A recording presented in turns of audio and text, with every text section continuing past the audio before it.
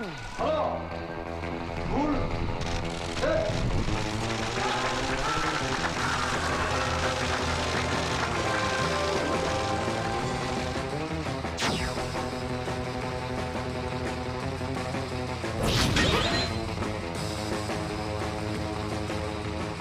그러기 위해 무엇보다 새 정부는 일 잘하는 정부, 능력과 실력을 겸비한 정부가 되어야 합니다. 문제를 정확히 진단하기 위해서는 우리가 늘 현장에서 답을 찾는 그런 마음가짐이 필요하다고 생각합니다.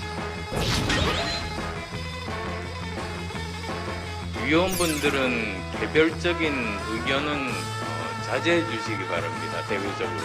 기초 공무원들이 공부를 하러 이렇게 오실 텐데요. 서로 존중하는 마음을 가지시면 좋겠습니다.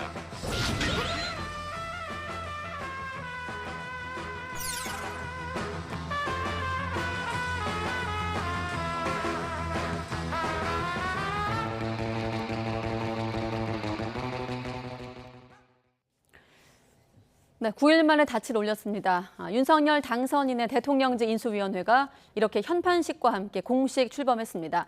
그러나 대통령 집무실 이전 논란이 번지고 여러 잡음도 들려옵니다. 연기됐던 문재인 대통령과 윤석열 당선인의 회동은 양측이 빠른 시일 안에 만나자는데 의견을 같이 하는 상황까지 왔습니다. 나이트 포커스 오늘은 전혜연 시사평론가, 이종훈 정치평론가 두 분과 함께하겠습니다. 네, 안녕하십니까? 안녕하세요. 네, 영상 속에서 보셨듯이 현판식이 열렸습니다. 한 일주일여 지났는데 그간에 집무실 이전 얘기도 있었고 또 신구 정권 간의 정권 이양기 신경전도 있었는데 어떻게 좀 지켜보고 계세요? 예, 저 쓴소리를 좀 할 수밖에 없겠습니다. 제가 요약하는 그동안 인수위 관련된 내용은 엇박자입니다.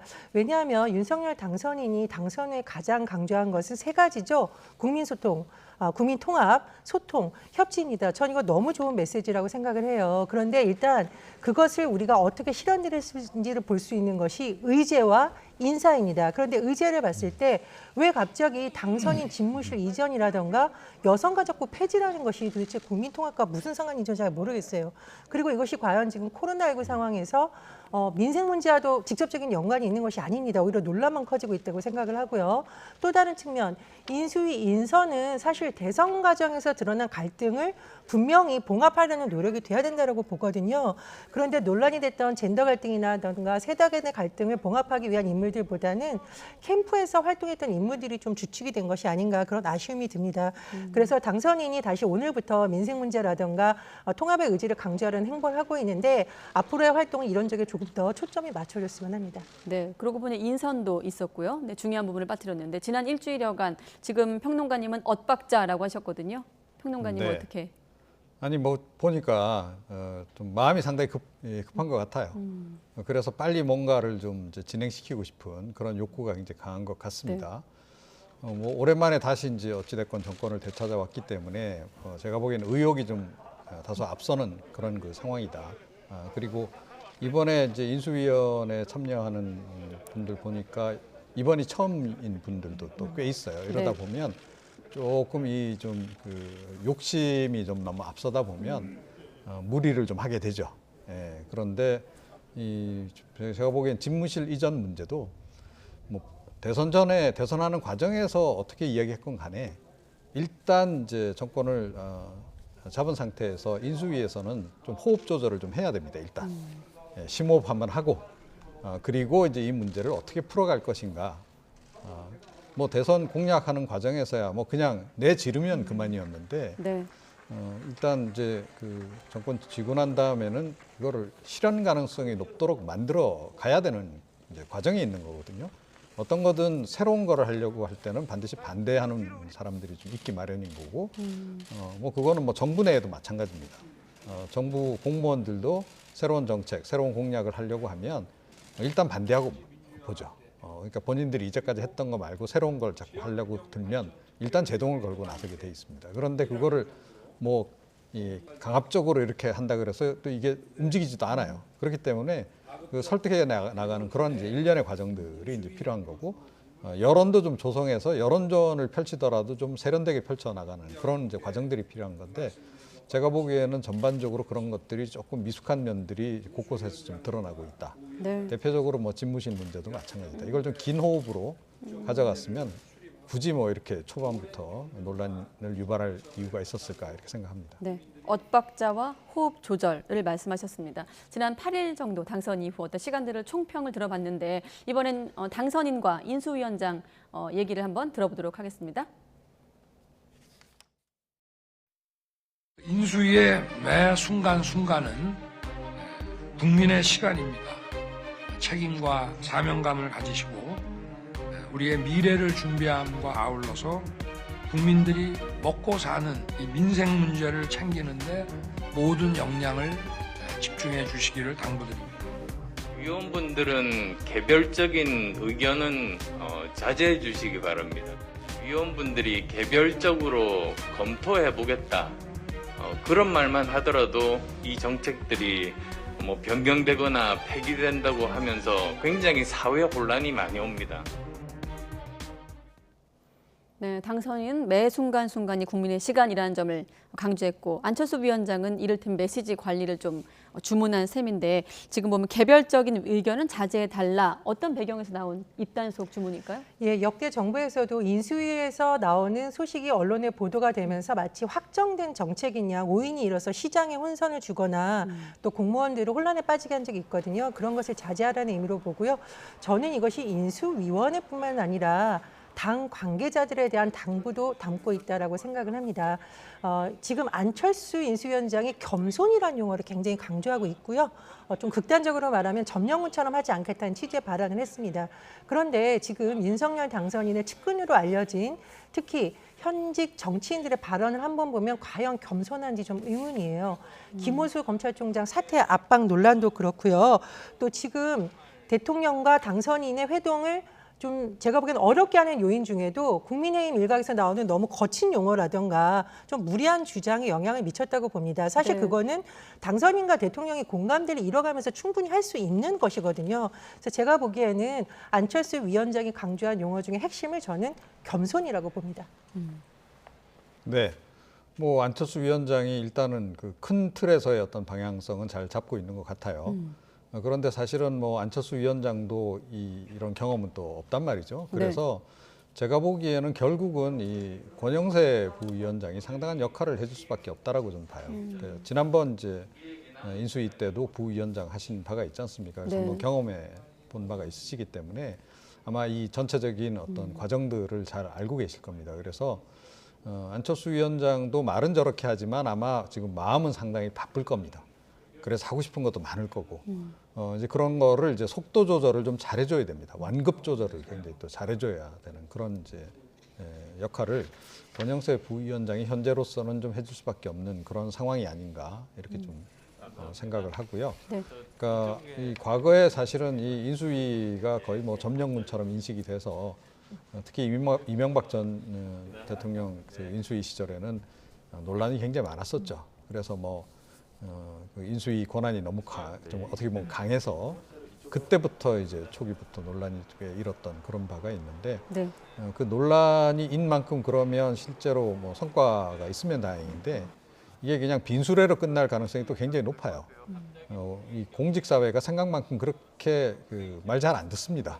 예. 뭐 좀 복지부동까지는 아니라 하더라도 새로운 일을 벌이는 것과 관련해서는 뭐 그분들은 그분들 나름대로 또 이유는 있어요. 네. 그러니까 정책의 어떤 일관성이라든가 이런 걸 또 굉장히 중시하는 그런 이제 조직적 문화의 어떤 특성 같은 게 있어서 이런 부분에서 조율이 굉장히 어려워진다. 그러면 이제 예를 들어서 인수위 회의를 했는데 뭐 인수위원들이 이러이러한 무리한 요구를 하게 되면 처음엔 좀 이제 반대 의견 제시하다 그다음부터 입을 닫아요. 근데 입 닫는 순간부터는 이제 그다음부터는 수용이 안 되는 그 과정이라고 보시면 됩니다. 그래서 그런 부분들 잘 조율을 해야 할 것 같습니다. 네. 그리고 현재 권력과 미래의 권력 간의 정권 2학기에 있었던 신경전, 바로 최근에 무산됐던 불발됐던 오찬 얘기인데 일단 청와대가 먼저 손을 내밀었거든요. 뭐 주말 아니면 다음 주 초라도 만날 가능성이 있다고 보십니까? 예, 문 대통령이 직접 문제 해결에 나서는 모양새이기도 하고 또 거기서 더 나아서 일부 측근들의 발언에 대한 경고까지 했습니다. 그런 것은 제가 생각하기에 현직 대통령도 앞으로 국정을 운영에 된 당선인 측도 갈등을 유발하지 말고 정말 말 그대로 국민에 대한 도리 차원에서 국정 운영에 대해서 인수인계에 대해서 잘 의논하자는 메시지를 담았다고 생각을 하고요. 네. 그런 차원에서 아마 당선인 측과 또 문 대통령 측, 뭐 이철희 정무수석과 지금 장제원 당선인 비서실장이 물밑 조율을 하는 것으로 알려져 있는데요. 예전보다 조금 더 부드럽게 좀 풀리지 않을까 그렇게 생각을 합니다. 네. 앞서 안철수 위원장도 메시지 관리, 입단속 얘기를 했는데 대통령도 당선인 공약에 개별 의사 표현하지 말라, 어떤 이런 조율에 좀 악영향 미치는 행동을 하지 말라 이런 주문이기도 하고요. 예, 네. 그러니까 청와대 발로 최근에 가장 논란이 됐던 발언은 그 역시 탁현민 이제 비서관 발언이었죠. 그러니까 뭐 용산 저쪽 광화문으로 가고 나면 뭐 그러면 이제 이쪽 우리가 쓰면 어떻게 국민에게 지금 주겠다라 돌려드리겠다라고 한 그 땅을 우리가 차지하겠다 그런 식의 그 발언은 국민 입장에서 보자면 굉장히 일종의 이건 망언에 해당하는 그런 발언입니다. 그래서 물론 이제 이게 좀 일탈 행동이라고는 좀 보여지지만 네. 어찌됐건 최근에 이제 청와대 측과 이제 그 당선인 측 사이에 약간의 심리적인 그런 이제 갈등이 좀 유발이 되면서 이런 일까지 이제 벌어진 그런 상태인데 문재인 대통령이 이번에 뭐 먼저 손 내민 것은 굉장히 잘한 일이다 이렇게 생각을 해요. 네. 그러니까 어찌됐건 그러니까 국민을 먼저 생각해야 됩니다. 특히 정권 교체기는 국민들이 굉장히 불안한 마음으로 지켜볼 수밖에 없거든요. 그러니까 과연 이 새 정부가 안착할 수 있을까? 또 이 지난 정부가 괜히 발목 잡지 않을까? 이런 이제 우려들이 있단 말이에요. 그래서 그런 거를 이제 조속히 해결해야 될 이제 과제가 현직 대통령과 당선인에게 있는 것이고, 그 다음에 정권이라고 하는 건 또 언제 또 교체될지 몰라요. 근데 그때 예를 들어서 이번에 당했으니까 이쪽에서 똑같이 또 그런 식으로 대응한다. 그러면 이 나라 꼴이 어떻게 되겠습니까? 그래서 그런 부분에서도 일단 이제 물꼬는 잘 텄다 이렇게 생각합니다. 네. 자, 그러면 박경미 청와대 대변인 발언 듣고 또 전 평론가님 의견도 한번 이어서 듣도록 하겠습니다. 문 대통령은 당선인 측의 공약이나 국정 운영 방향에 대해 개별적인 의사표현은 하지 말 것을 지시했습니다. 한편 유영민 비서실장도 17일 청와대 직원들에게 다음과 같이 공지한 바 있습니다. 당선인 측의 공약이나 정책, 국정 운영 방향에 대하여 SNS 또는 언론에 개인적인 의견을 올리거나 언급하지 않도록 주의해 주시기 바랍니다. 네, 사실은 이제 청와대 구조를 놓고 불통 논란이 있으니까 탁현민 비서관이 이제 사실관계를 설명하다가 앞서 말씀하신 논란의 발언이 나온 거긴 합니다만은, 네. 예, 그런데 소통과 관련된 수석들도 있고 대변인도 있습니다. 그래서 내부에서 좀 정제된 메시지가 나오는 것이 아니라 이렇게 개인적으로 내가 해결하겠다라고 하는 것은 어쨌든 청와대 직원으로서는 주의해야 될 부분이라고 보고요. 네. 특히나 이런 문제가 지금같이 우리 평론가님 말씀해 주실 때 중요한 시기에 갈등을 유발하는 요인이 있다면 더더군다나 하면 안 된다고 생각을 합니다. 아울러서 저는 지금 국민의힘의 주요 정치인들, 특히 이른바 윤석열 당선인과 가까운 것으로 알려진 정치인들도 언론 인터뷰를 할 때 좀 주의했으면 좋겠는데 조율되지 않은 의제에 대해서 마치 조율을 해서 해야 된다는 식으로 발언을 하거나 또는 뭐 너무 과격한 인사를 쓰면서 네. 마치 자기 정치를 한다라는 지금 비판에 휩싸이고 있습니다. 지금은 코로나19라는 특수한 시기이고요. 무엇보다도 국정 운영이라는 큰 틀에서 대통령도 당선인도 특정 정당의 이익을 대변하는 것이 아니라 국민을 보고 소통을 해야 됩니다. 그렇다면 주변인들은 지금 정말 누구보다도 발언을 주의해야 된다고 보고요. 그런 차원에서 아마 문재인 대통령도 이런 메시지를 전달한 것이 아닌가 그런 생각이 듭니다. 네. 아무튼 무산됐던 오찬 회동, 뭐 만찬이든 회동이 있을지 한번 지켜보기로 하고 소통과 오찬 얘기를 하다 보니까 잠깐 짚고 넘어갈 게 윤 당선인이 지금 당선 이후 오늘 보니까 기사에도 있더라고요. 5번째 식사 행보를 이어가고 있다. 사실 식사 이후 어떤 산책하는 모습도 이렇게 보여주면 소통의 어떤 모습을 보이고 있는데 이런 점들은 어떻게 평가하십니까? 네, 뭐 일단은 긍정적으로 평가합니다. 그런데 문재인 대통령도 처음에 그 비서관들하고 이렇게 커피잔 들고 청와대 경내 거닐고 하는 모습 참 국민들이 훈훈하게 여기고 박수치고 보고 이랬었는데, 근데 어느 순간부터인가 그런 모습을 좀 찾아보기 힘들어지는. 그리고 문재인 대통령 처음에 그 총리 인선 발표하실 때 본인이 직접 발표하시면서 앞으로 국민들께 이런 자리 좀 중요한 사항은 본인이 직접 설명하시겠다 라고 말씀하셔놓고 그 뒤에 또 좀 얼굴 뵙기가 굉장히 어려워진 이런 이제 전례가 있는데 이게 이제 임기 초반에 그냥 어떻게 보면 또는 당선 직후에 일시적인 거로 이렇게 끝낼 거면 시작도 안 하시는 게 차라리 낫다. 저는 그렇게 생각해요. 그래서 뭐 성격은 원래 이제 윤석열 당선인 자체가 굉장히 뭐 좀 소탈하기도 하고 많이 알려져 있는 이제 바입니다. 그래서 그 성격처럼 그냥 이렇게 좀 털털한 모습으로 국민들 앞에 앞으로 계속 이렇게 자주 나타나시면 훨씬 더 국민들이 보기도 좋고 또 나와서 뭐 밥 먹고 그냥 이렇게 참모진들하고 산책만 하실 게 아니고 그런 과정에서 일반 시민들도 만나서 좀 따가운 얘기도 많이 듣고 네. 그러신다면 뭐 훌륭한 대통령이 될 수 있을 거다 이렇게 생각합니다. 네. 조금 전 보신 뭐 이준석 대표 등과의 어떤 오찬 성격은 좀 이전 나흘과 좀 다르긴 합니다만 일단 윤 당선인이 대선 국면 과정 국면에서 혼밥하지 않겠다는 약속을 지키려고 하는 움직임으로도 보이긴 합니다만 평론가님 어떻게 평가하십니까? 예, 뭐 식사 정치라고 누가 비유를 했던데 식사 정치 핵심은 대여 대야 관계를 잘 푸는 것이는데 그 중에서 또 대야 관계이거든요. 그리고 식사라는 것이 상징적 의미입니다만 사실은 이것이 정례화된 시스템으로 되려면 여야정 상설 협의체가 가동이 돼서 그냥 그때그때 정국에 따라서 만나고 안 만나고 하는 것이 아니라 네. 예측 가능한 시스템 안에서 국정을 청와대와 여당과 야당이 같이 조율하는 좀 시스템적으로 마련해야 되어야 된다고 생각이 들고요. 물론 이제 아직까지 시간이 짧아서 주로 아마 여당 수뇌부라던가 선거 과정에서 함께했던 이들을 중심으로 식사 정치를 한 것 같은데 앞으로는 대야 관계에도 조금 더 힘을 기울였으면 하는 바람입니다. 네. 자, 그리고 집무실 얘기로 넘어가겠습니다. 자, 대통령 집무실 이전 문제를 놓고 논란이 계속되고 있는데 지금 가장 좀 고민하는 지점이 어디라고 보십니까? 일단 오늘 현장 점검은 있었고요. 네. 그러니까 뭐 지금 두 가지 안 놓고 고민 중인 거 아닙니까? 네. 그 외교 분야 아니면 국방 분야. 지금 어떤 얘기를 가장 신경 써서 듣고 있을까요? 인수위 측에서. 역시 국민 여론이죠. 국민 여론이 과연 이것에 대해서 어떤 반응을 보일까. 이제 그 부분이 아마 가장 신경이 쓰일 거고요. 당연히 네. 신경도 써야 하는 그런 부분이고 아무리 좋은 일도 국민들이 반대하면 이거 할 수도 없고 또 해서도 안 되는 겁니다.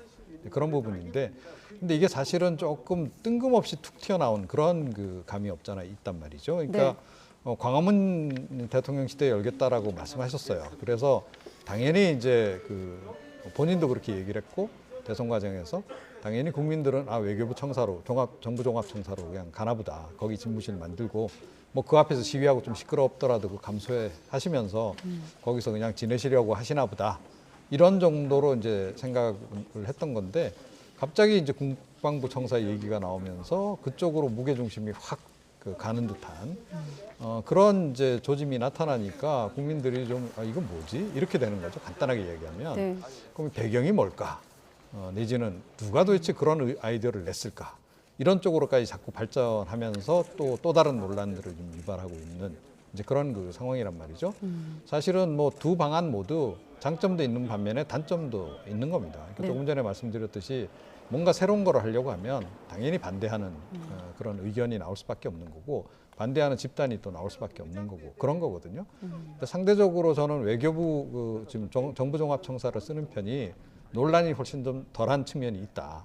경호처는 아마 이제 뭐 펄쩍 뛰겠죠. 경호상에 이건 좀 심각한 문제가 있다라고 지적을 할 텐데 그럼에도 불구하고 저는 차라리 두 안 중에서 선택을 하라 그러면 원래 약속했던 대로 그냥 가는 것이 옳다. 그리고 문재인 대통령도 일단 시도는 했던 거 아닙니까? 성사는 안 됐지만 네. 그 당시에 또 검토한 내용들도 있을 것이고 그런 부분까지 이번에 조금 더 이제 고려를 해서 조금 더 진전된 안을 만든다면 그렇게 갈 수 있다. 그리고 제가 누차 이 방송에서 자꾸 말씀을 드리는데 이 지금 대통령제 국가에서 대통령에 대한 경호가 내각제 국가의 총리에 대한 경호에 비해서 너무 과도해요. 사실은 미국도 그렇고 뭐 네. 우리나라도 좀 그렇고. 근데 우리나라는 사실은 국무총리도 있지 않습니까? 그리고 이제 뭐 의원 집정부제 논의도 계속 있으면서 책임 총리제에서 총리에게 권한 분배 얘기도 계속 나오고 있고 실제로 권한도 좀 많이 분배가 돼 있는 그런 상태인데 여전히 그 대통령에 대한 경호는 그야말로 미국 수준 쫓아가려고 애를 쓰고 있다. 이거는 조금 좀 고쳐야 된다. 그런 점에서 사실 고치면 저는 뭐 정부종합청사에서 근무하는 거 전혀 문제 없다라고 생각하는데 이건 뭐 인식의 차이겠죠. 네. 그러니까 아마 경호상의 문제까지 포함해서 이제 국방부 청사를 우선 이제 고려하는 것 같아요. 그런데 이 또한 이제 국민들에게 사실은 좀 잘못된 메시지를 줄 수 있습니다. 지금 안보 위기가 고조되는 상황에서 이거 마치 뭐 전쟁 대비하러 글로 들어가는 것처럼 네. 이렇게 느껴지는 측면도 있기 때문에 오히려 국민을 불안하게 만드는 그런 요소가 될 수도 있다 이렇게 생각합니다. 네, 아무래도 좀 외교부 청사와 국방부 청사 중에서 국방부 쪽이 좀 논란을 일으키기 때문에 요약을 해보면 말씀하신 안보 공백에 대한 우려, 그다음에 국방부 업무 공백, 그리고 한 가지가 이제 용산 포함해서 인근 주민들의 어떤 논란인데 국방부 안에서 무슨 얘기가 나오고 있냐면 20일간 24시간 돌려 이사 가능하다. 앞서 뭐 안철수 위원장은 밤새 각오라고 했지만 진짜 밤을 새야 될지도 모르겠어요. 저는 사실 이 국방부 관계자가 한 업무와 관련된 발언 중에 불편함과 업무 지연이 될 우려는 있다. 근데 뭐 불편한 거는 공무원분들이 조금 뭐 불편을 감수한다고 치더라도 이 업무 지연이란 말은 사실 가볍게 들을 말은 아니라고 생각을 합니다. 국방부가 말 그대로 안보와 관련된 분야이고요. 그래서 국민의힘의 정우택 의원도 오늘 공개적으로 비판 목소리를 냈거든요. 지금 무엇보다도 북한 도발에 관해서 1분 1초에 촉각을 곤두세워야 될 부처를 그 대통령 집무실 이전이라는 약속을 위해서 이렇게 업무 지연을 시키는 것이 맞는가라는 생각이 들고요. 네. 전 좀 유연하게 접근하면 어떨까 생각이 듭니다. 너무 급하게 당선인의 너무 의중을 헤아리는 것처럼 자꾸 메시지가 나오는 것도 오히려 당선인에게 부담이 되는 것이 아닐까 생각이 들고요. 인수위 과정을 통해서 유연하게 국민 의견을 들으면서 하겠다 정도가 지금으로선 나은 메시지가 아닌가 그런 생각이 듭니다. 네, 민주당 국방위원들 청사 앞에서 기자회견 열고 어떤 안보 공백을 우려하며 비판하기도 했고 사실 인수위 출범과 함께 지금 인수위 내부에서도 임태희 전 실장 같은 경우도 좀 신중론을 제기하고 있는 상황이거든요. 일단은 절대 시간이 부족해요. 그러니까 이제 딱 취임하시자마자부터 이제 그 집무실에서 일을 하시겠다라고 하는데요. 그러니까 설령 이제 외교부 청사, 정부종합청사에서 직무를 보신다 하더라도 사실은 지금부터 준비해도 시간이 짧습니다. 그러니까 지금 청와대에 뭐 탁현민 비서관이 이야기한 것 중에 그 얘기는 좀 옳다라고 보는데 청와대에 사실 일반 국민들이 모르는 장비 시설들이 굉장히 많습니다. 네. 뭐 해외에서의 도청 가능성이라든가 해킹 가능성이라든가 이런 것까지 다 방어를 하는 그런 시스템들이 다 깔려 있단 말이에요. 근데 그 워룸도 갖춰져 있는 거고 그런 것들을 어떻게 한꺼번에 불과 2달 만에 그걸 다 이동을 시키겠습니까? 그 장비 설치하는 데만 해도 상당한 시간이 걸리는 거고 테스트도 해야 되고 네. 이제 그런 거예요. 자, 그런데 사실은 이제 그 못지않게 국방부에도 그만한 워룸과 국방 분야 통신망을 비롯해서 그런 것들이 쫙 깔려 있습니다. 그것도 옮기는 것도 보통 일이 아니에요.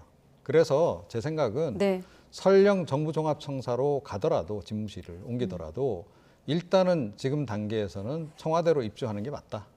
청와대로 입주를 해서 업무의 연속성, 그 기존에 있는 장비들 네. 그대로 사용해서 문제없이 일단은 정권 인수를 하고 그 다음에 이제 이전하는 그런 준비 과정들을 좀 몇 개월, 최소 몇 개월이라고 좀 보는데 그런 정도의 기간을 좀 준비를 해서 가더라도 가는 것이 좀 맞지 않나 네. 이렇게 생각합니다. 저희도 지금 며칠간 이 집무실 이전 논란을 짚고 있는데 사실 뭐 임태희 전 실장의 논리도 이 부분인 것 같은데 지금 민생 문제 시급한 게 많은데 지금 모든 이슈가 집무실 이전으로 좀 집중돼 있는 것도 사실이거든요. 그렇다 보니 우선순위 좀 점검하자 이런 목소리도 나오고 있고 평론가님은 짧게 어떻게 보십니까? 당연합니다. 당선인이 강조했던 국민통합에 반대할 국민이 누가 있겠습니까? 저는 그런 메시지라고 그런 의제로 갔어야 되고 처음부터 코로나19와 민생 관련 메시지로 오히려 국민의 관심을 그쪽으로 모은 것이 국민들에게 희망을 주는 안이 아니었을까 그런 생각이 듭니다. 네. 그리고 몇 가지 논란도 좀 짚어보도록 하겠습니다. 현판식이 있던 날 기자들 사이에서 또 불통 논란이 있었거든요. 간단히 이제 설명을 해드리면 이제 풀단 취재라는 게 있어요. 현장에서 뭐 장소가 좀 좁다거나 이럴 때 몇몇 취재진을 좀 그 취재단을 좀 꾸려서 하는 형식을 말하는데 그런 과정에서 좀 불통 논란이 있어요. 오픈 채팅방에서 이렇게 인수위 측에서 메시지를 가리고 논란에 대해서 어떻게 보십니까? 예. 아니 뭐 이제 기자가 워낙 이제 기자들이 많이 몰리지 않습니까? 네. 이것도 굉장히 중요한 이벤트다 보니 뭐 요즘은 기자 숫자도 매체 숫자가 많아서 기자들 숫자도 엄청나게 많습니다. 그래서 네. 몇천 명이 이렇게 몰리는 상황이 되면 굉장히 혼란해질 수 있다라고 생각해서 일단 풀단 풀단 취재라고 한다면 이제 몇 개 이렇게 그룹으로 좀 묶어서 풀로 묶어서 이제 그 대표자들이 대표 기자들이 나와서 취재를 해서 나머지 기자들에게 푸는 그런 방식으로 이제 네. 설계를 한 건데 이것도 갑자기 결정돼서 갑자기 통지가 이루어졌을 뿐만 아니라 자 그러다 보니까 이 단체 이 대화방에서 이제 기자들이 불만을 막 이야기를 했겠죠. 네. 문제 제기도 하고. 근데 그거를 또 이렇게 봉쇄 조치를 좀 해버린 거예요. 그러니까 당연히 기자들로서는 뭐 굉장히 황당할 수밖에 없는 그런 상황이 이제 벌어진 건데 뭐 실무자의 실수였던 것으로 좀 이야기는 하고 있습니다만 이런 식의 접근 방식이 지금 논란이 되고 있는 거죠. 과연 기자들하고 적극적으로 소통할 의지가 있는 거냐. 그래서 물론 이제 김은혜 대변인이 이제 나중에 사과하긴 했는데 이런 일은 사전에 충분히 시뮬레이션이 가능하잖아요. 네. 예. 그렇기 때문에 이런 식으로 그 좀 미숙하게 대응하는 것 이런 게 일이 잦아지면 이 정권에 대한 신뢰도 함께 떨어진다. 그 점 좀 유념하시라 이런 말씀 좀 드리고 싶습니다. 그래도 김은혜 대변인이 기자 출신이기 때문에 좀 수습이 빨랐던 그렇죠. 측면이 예. 있는 것 같긴 한데 평론가님 어떻게 보십니까? 저 방이 그러니까 소통방이더라고요. 자꾸 물리적인 어떤 공간을 활용하지 마시고 이 800명이나 들어가 있는 이 그냥 몇 분이면 할 수 있는 이런 것부터 잘 활용했으면 좋겠다는 생각이 들어요. 그리고 제가 좀 기자들한테 취재를 해보니까 이런 일이 있었다고 하네요. 그 인수위 뒤에 우리가 백드롭이라고 해서 배경 화면으로 걸개를 거는 것을 아마 네. 겸손하게 국민의 뜻을 받들겠습니다라는 취지의 윤석열 당선이 직접 쓴 손글씨로 제작을 했다라는 점을 또 기자들에게 알리는데 그것을 강조하면서 이것은 성렬체다 이런 표현을 썼다고 해서 기자들이 좀 민망하다 이런 반응이 나왔다고 합니다. 그러니까 당선인을 뭐 잘 홍보하고 하려는 충정은 이해합니다만 지금 같은 행태가 자꾸 반복이 되면 국민에게 눈높이가 가 있는 것이 아니라 당선인만 다 바라보는 건 아니냐 비판이 나올 수 있거든요. 조금 더 섬세한 접근이 필요하다고 봅니다. 네, 앞서 그 안철수 위원장의 어떤 그 메시지 관리에는 행동 하나, 발언 하나 조심하자 이런 건데 다음 질문 어떻습니까? 논란이 또 있는데 국민의힘 의원들과 대선 캠프 관계자들이 사진을 보여주시죠. 방역 지침을 어기고 좀 회식한 사실이 뒤늦게 또 확인되면서 논란이 일고 있는데 요즘에 뭐 아시다시피 확진자 숫자도 폭증하고 있는 상황이고 어떻게 보십니까? 이게 대선 과정에서도 한번 논란이 됐었잖아요. 예. 권성동 의원과 더불어서 뭐 그때 이제 저 유세 다니는 과정에서 네. 기자들하고 이렇게 술자리 갖고 뭐 그러면서 약간 좀 그 성희롱 논란도 좀 일었었고 대선 과정에서도 그래서 그게 논란이 돼서 그 이후에 굉장히 좀 제가 보기엔 주의령이 떨어진 거로 알고 있는데 지금 사실은 더 조심해야 될 때입니다. 대선 때보다. 그러니까 특히 이제 그 임기 초반에 특히 인수위 시절에 어떤 모습을 보여주느냐에 따라서 국민들이 이제 대략 판단을 내리거든요. 앞으로 향후 5년이 어떻게 가겠다. 그런데 이런저런 이제 사건 사고들이 자꾸 이제 빈발하다 보면 아무래도 신뢰가 좀 떨어질 수밖에 없어요. 그런 점을 좀 유념해야 한다. 그리고 지금 온 국민이 다 지금 어찌됐건 방역 지침을 지키고 있는데 네. 그야말로 지도층이라고 하는 사람들이 안 지켜서 되겠습니까 이게? 말이 됩니까? 게다가 정권을 이번에 되찾아온 어떻게 보면 앞으로 이제 실세들이 될 사람들이 이런 식의 행태들을 보이는 것은 비판받아 마땅하다. 이렇게 생각합니다. 네, 영등포구청에서 과태료 부과 절차를 밟을 예정이라고 하더라고요. 이것을 폭로하신 분이 그냥 딱 한마디로 정리를 해주셨네요. 국민의힘은 정신 차리십시오. 이게 아마 국민들의 마음일 것 같고요. 또 하나 저는 이준석 대표나 김경원 원내대표가 이제 여당 지도부가 되잖아요. 그러면 무슨 어떤 좀 거친 용어로 현 정권을 비판하거나 야당과 각을 세우고 지금 그럴 시기가 아닙니다. 네. 그러기보다는 오히려 당내 이런 문제에 있어서 우리가 집권 여당으로서 국민에게 어떤 모습을 보여준가를 더 고민하고 거친 발언에 대하던가 이런 잘못된 행동에 대해서는 주의를 주고 오히려 좀 신기일전하는 계기로 삼아야 된다고 봅니다. 네, 알겠습니다. 여기까지 짚도록 하겠습니다. 이래저래 이번 주말에도 정가에서 좀 속보들이 많이 나올 것 같은데 YTN 통해서 또 확인하시기 바랍니다. 네, 오늘 두 분 말씀 잘 들었습니다. 고맙습니다.